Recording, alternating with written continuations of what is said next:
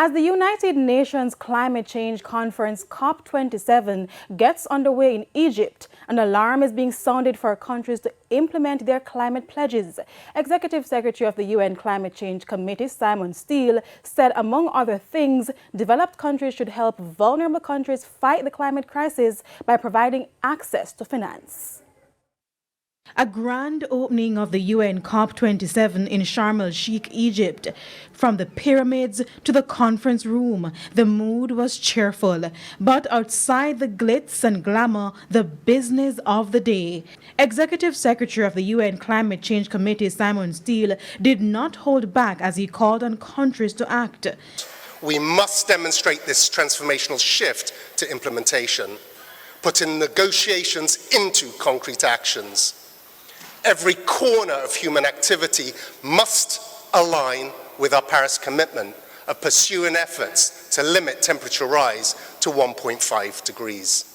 The Climate Change Conference is an annual meeting of over 190 countries to decide on how to limit the effects of climate change, especially global temperature rise.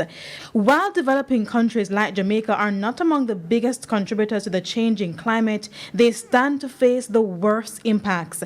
And already, we have been seeing the devastating effects of climate change in the island, from longer dry spells to more tropical storms and hurricanes. It is hoped that developing nations like Jamaica will benefit from a new financial package from COP27 to deal with loss and damage from devastating natural disasters. There are those who just need a nudge into taking further action, to go beyond business as usual.